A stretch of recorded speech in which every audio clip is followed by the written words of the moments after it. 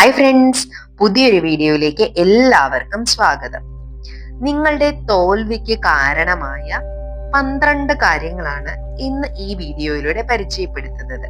ഇതിലേതാണ് നിങ്ങളെ പിറകോട്ട് വലിക്കുന്നതെന്ന് മനസ്സിലാക്കാൻ വീഡിയോ സ്കിപ്പ് ചെയ്യാതെ മുഴുവനായി തന്നെ കാണുക.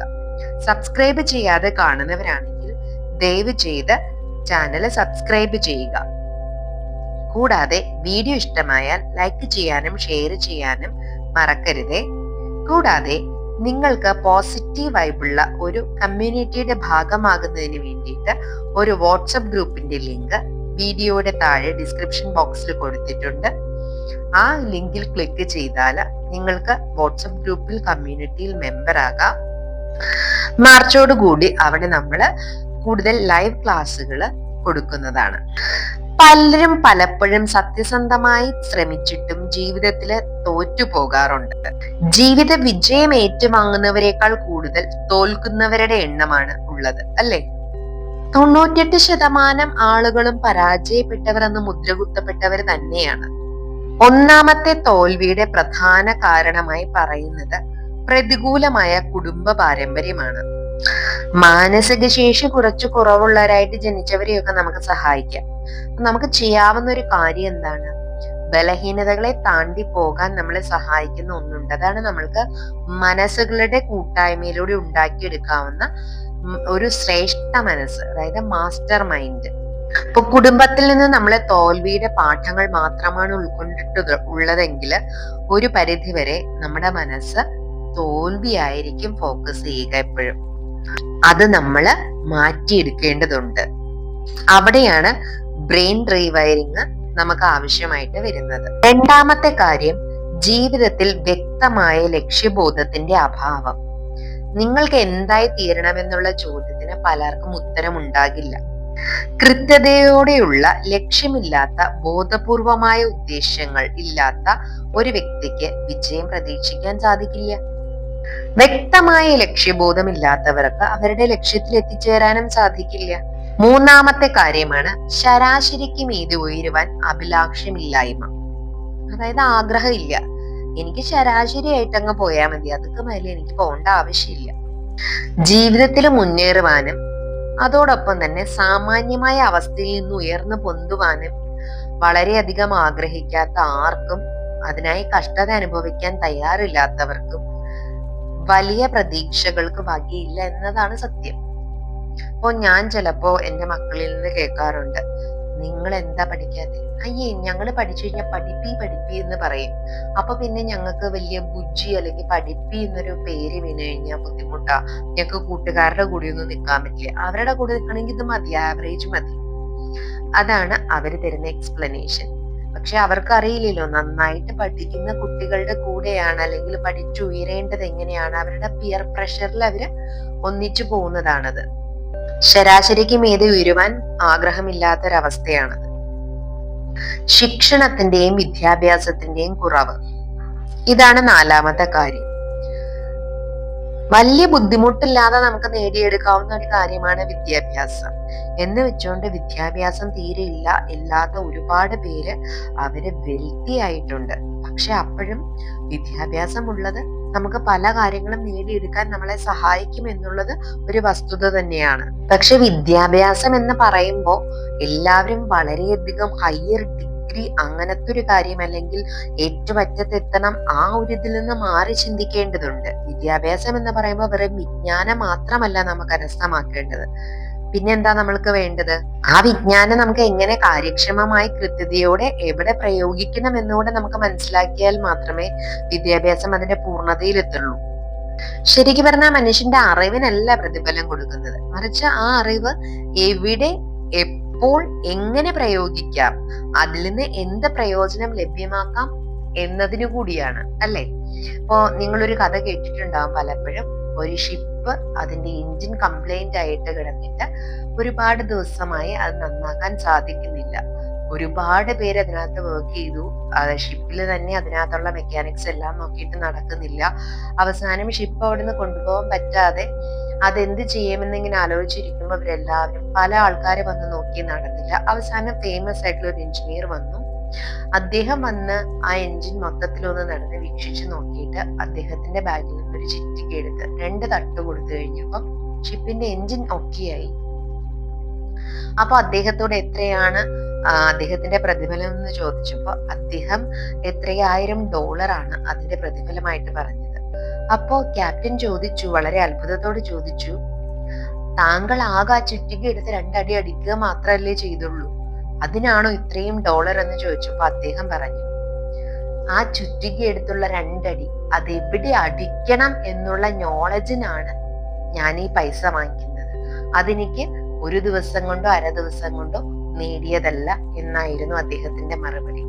അപ്പൊ പൈസ കൊടുക്കുകയല്ലാതെ ക്യാപ്റ്റന് വേറെ നിവൃത്തി ഉണ്ടായിരുന്നില്ല. ഇവിടെയാണ് നമുക്ക് വിദ്യാഭ്യാസത്തിന്റെ പ്രത്യേകത മനസ്സിലാവുന്നത്. അടുത്തത് ചിട്ടയുടെയും അച്ചടക്കത്തിന്റെയും കുറവ്. അതാണ് 5ാമത്തെ കാര്യം. ആത്മനിയന്ത്രണത്തിൽ നിന്നാണ് അച്ചടക്കം ഉണ്ടാവുന്നത്. നമ്മുടെ നിഷേധാത്മകമായ എല്ലാ സ്വഭാവ രീതികളും നമുക്ക് നിയന്ത്രണ വിധേയമാക്കേണ്ടതുണ്ട്. ബാഹ്യ വ്യവസ്ഥിതികളെ നിയന്ത്രിക്കാൻ ശ്രമിക്കുന്നതിന് മുമ്പ് നിങ്ങൾ നിങ്ങളെ തന്നെ നിയന്ത്രിക്കാൻ പഠിക്കണം.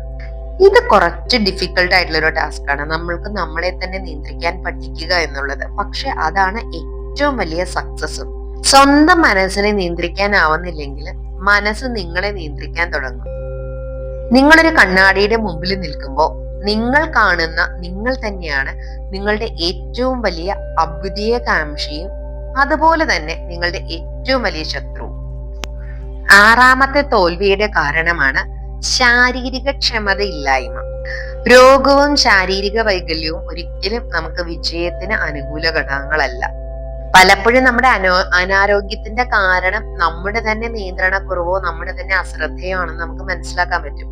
ഉദാഹരണത്തിന്, നമുക്ക് ഗുണകരമല്ലാത്ത ഭക്ഷണക്രമങ്ങളും ആഹാര പദാർത്ഥങ്ങളും നമ്മൾ നിയന്ത്രണമില്ലാതെ ഫോളോ ചെയ്യുന്നത് നമ്മുടെ നിഷേധാത്മകമായ നെഗറ്റീവായിട്ടുള്ള ചിന്തകൾ, തെറ്റായ ജീവിത വീക്ഷണം, അതുപോലെ തന്നെ അമിത ലൈംഗികാസക്തി, അതുപോലെ തന്നെ നിഷ്ഠയോടുള്ള വ്യായാമം ഇല്ലായ്മ, മലിനമായ അന്തരീക്ഷത്തിലും വായുവിലും നമ്മൾ ജീവിക്കുക, അതുപോലെ തന്നെ അപക്വമായിട്ടുള്ള ശ്വാസോച്ഛ്വാസ രീതി, ഇതെല്ലാം നമുക്ക് ശാരീരിക ക്ഷമതയില്ലായ്മയിലേക്ക് നയിക്കാൻ സാധ്യതയുണ്ട്.